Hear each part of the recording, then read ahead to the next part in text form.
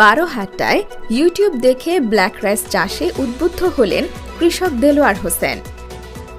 DP desk রিপোর্টে থাকছে বিস্তারিত।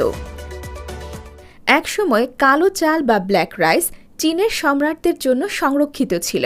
ওরাইজা সাটিভা নামের কালো আঠালো বাদামের স্বাদযুক্ত ভীষণ পুষ্টিকর চাল সম্রাটদের সুস্বাস্থ্য ও দীর্ঘায়ু নিশ্চিত করতে ব্যবহার করা হতো। ফলে সাধারণ জনগণের জন্য এই চাল নিষিদ্ধ ছিল। ব্ল্যাক রাইস ১৯৯০ সালে ইংল্যান্ডে প্রথম পরিচিতি লাভ করে। বর্তমানে দক্ষিণ এশিয়ার অনেক দেশে ব্ল্যাক রাইস চাষ বেড়ে চলেছে। বাংলাদেশের বিভিন্ন স্থানেও ক্রমান্বয়ে ব্ল্যাক রাইসের চাষাবাদ বাড়তে শুরু করেছে। আর ইউটিউবে ব্ল্যাক রাইস চাষের ভিডিও দেখে উদ্বুদ্ধ হয়ে এবার নেত্রকোনার বারোহাট্টা উপজেলার সিংধা ইউনিয়নের জীবনপুর গ্রামের কৃষক মোহাম্মদ দেলোয়ার হোসেন শেরপুর থেকে ৮০০ টাকার ২ কেজি ইন্দোনেশিয়ান জাতের ব্ল্যাক রাইস বীজ কিনে তার ৩৩% জমিতে পরীক্ষামূলকভাবে চাষ করে সফল হয়েছেন। তিনি জানিয়েছেন, প্রতি মণ ধানের বাজার মূল্য ২,০০০ থেকে ২,২০০ টাকা পর্যন্ত। তিনি তার উৎপাদিত ধান বীজ হিসেবে বিক্রির জন্য প্রস্তুত করেছেন।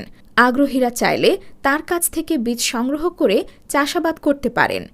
প্রতিবেদনের ইউটিউব দেখে আমি ওই ধানের ভিডিও সংগ্রহ করি, তারপর আমি ২ কেজি ধান আমি ওই ধানের সংগ্রহ করি। পুরো আল্লাহর রহমতে মাশাআল্লাহ ফলাফল অনেক ভালোই। তবে আমি মনে করি যদি বাণিজ্যিকভাবে ধানের বাজার মূল্য সঠিক পাওয়া যায় তাহলে কৃষকের মাঠে এই ধান সরিয়ে দেওয়াটা অনেক ভালো হবে। আর যারা করবে আশা করি ভালোই ফলাফল পাবে। কিন্তু ভাবনা হলো যে এখন যতটুকু জায়গায় আমি ধান মারাইছি আমি বীজ হিসাবে ধানটা বিক্রি করতে চাই। আর কৃষকের মাঠে পুরাপুরি ধানটা যাতে কৃষকের হাতে হাতে পয়সা যায়। ব্ল্যাক রাইস ইন্দোনেশিয়া যে ধানটা এটার বাজার মূল্য যদি ২,০০০ টাকা মন পাওয়া যায় তাহলে গুণগত মান অনেকটাই ভালো, খরচও কম, লাভবানও বেশি হবে। পুষ্টিবিজ্ঞানীদের মতে ব্ল্যাক রাইসের বহিরাংশে আন্তঃসায়ানিনের মাত্রার বেশি উপস্থিতি থাকায় চালের রং কালো হয়।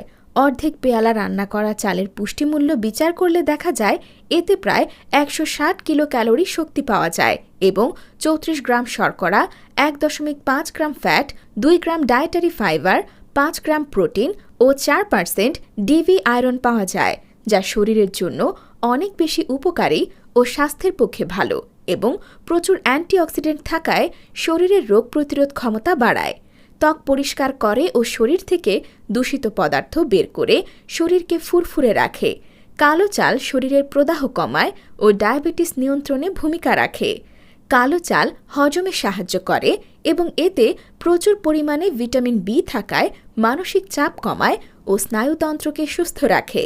মাঝারি দানার এই চাল প্রতি কেজি ১৫০ টাকা থেকে ২০০ টাকা পর্যন্ত বিক্রি হয়। ব্ল্যাক রাইস একসময় ঢাকার গুলশান, বনানী বড় বড় অভিজাত এলাকার কিছু রেস্তোরাঁতে সুপার শপে বিক্রি হয়, কিন্তু এটি কিন্তু এখন সাধারণ মানুষেরও হাতের দোরগোড়ায় চলে এসেছে। যদি মানুষের মধ্যে সচেতনতা তৈরি হয়, ব্ল্যাক রাইস সম্বন্ধে মানুষের ধারণাটি জানতে পারে যে এই চালের গুণাগুণ কী।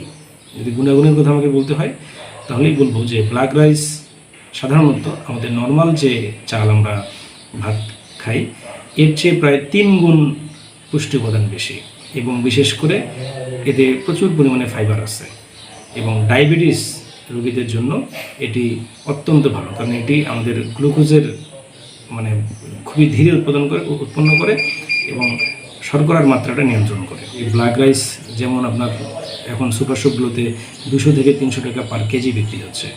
তো আমার এখানকার কৃষক, এই অঞ্চলের কৃষক যদি এরকম ব্যতিক্রমী ধর্মী অল্প কিছু জমিতে এই ব্ল্যাক রাইস আবাদ করে, সাথে সাথে এখান থেকে আমরা ঢাকা থেকে শুরু করে বড় বড় শহরে পৌঁছাতে পারবো।